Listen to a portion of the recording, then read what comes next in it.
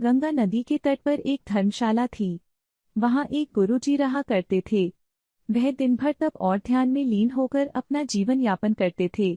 एक दिन जब गुरुजी नदी में नहा रहे थे, उसी समय एक बाज अपने पंजे में एक चूहिया लेकर उड़ा जा रहा था।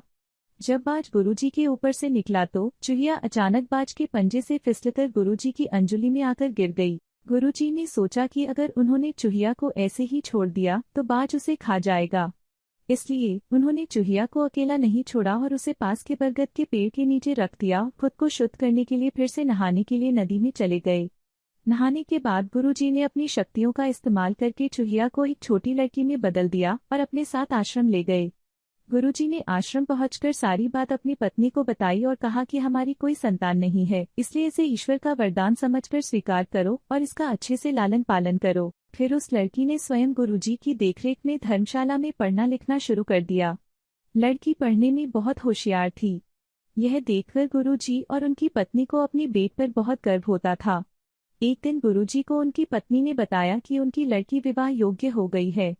तब गुरुजी ने कहा कि यह विशेष बच्ची एक विशेष पति की हकदार है। अगली सुबह अपनी शक्तियों का उपयोग करते हुए गुरुजी ने सूर्यदेव की प्रार्थना की और पूछा, हे सूर्यदेव, क्या आप मेरी बेटी के साथ विवाह करेंगे? यह सुनकर लड़की बोली, पिताजी, सूर्यदेव पूरी दुनिया को रोशन करते हैं, लेकिन वह असहनीय रूप से गर्म और उग्र स्वभाव के हैं। मैं उनसे शादी नहीं कर सकती। कृपया मेरे लिए एक बेहतर पति की तलाश करें। गुरुजी ने आश्चर्य से पूछा, सूर्यदेव से बेहतर कौन हो सकता है? इस पर सूर्यदेव ने सलाह दी, आप बादलों के राजा से बात कर सकते हैं। वह मुझसे बेहतर हैं, क्योंकि वह मुझे और मेरे प्रकाश को ढक सकते हैं। इसके बाद गुरुजी ने अपनी शक्तियों का उपयोग करते हुए बादलों के राजा को बुलाया और कहा, कृपया मेरी बेटी को स्वीकार करें। मैं चाहता हूँ कि अगर बेटी की स्वीकृति हो तो आप उससे शादी करें। इस पर बेटी ने कहा, पिताजी, बादलों का राजा काला, गीला और बहुत ठंडा होता है। मैं उससे शादी नहीं करना चाहती। कृपया मेरे लिए एक बेहतर पति की तलाश करें। गुरुजी ने फिर से आश्चर्य में पूछा, भला बादलों के राजा से भी बेहतर कौन हो सकता है? बादलों के राजा ने सलाह दी, गुरुजी, आप हवाओं के भगवान वायुदेव से बात करें।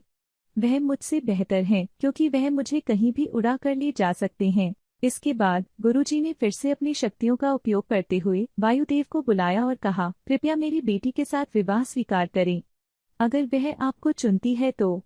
लेकिन बेटी ने वायुदेव से भी विवाह करने से इनकार कर दिया और कहा, पिताजी, वायुदेव बहुत तेज हैं। वह अपनी दिशा बदलते रहते हैं। मैं उनसे शादी नहीं कर सकती। कृपया मेरे लिए एक बेहतर पति की तलाश करें। गुरुजी फिर सोचने लगे, वायुदेव से भी बेहतर कौन हो सकता है? इस पर वायुदेव ने सलाह दी, आप पहाड़ों के राजा से इस विषय में बात कर सकते हैं। वह मुझसे बेहतर है, क्योंकि वह मुझे बहने से रोक सकते हैं। इसके बाद गुरुजी ने अपनी शक्तियों का उपयोग करते हुए पहाड़ों के राजा को बुलाया और कहा, कृपया मेरी बेटी का हाथ स्वीकार करें। मैं चाहता हूँ कि अगर वह आपको पसंद करती है तो आप उससे शादी करें। फिर बेटी ने कहा, पिता, पहाड़ों के राज बहुत कठोर हैं। वह अचल हैं। मैं उससे शादी नहीं करना चाहती। कृपया मेरे लिए एक बेहतर पति की तलाश करें। गुरुजी ने सोचा, पहाड़ों के राज से भी बेहतर कौन हो सकता है? पहाड़ों के राजा ने सलाह दी, गुरुजी, आप चूहे के राजा से बात करके देखिए। वह मुझसे बेहतर है, क्योंकि वह मुझ में छेद कर सकता है।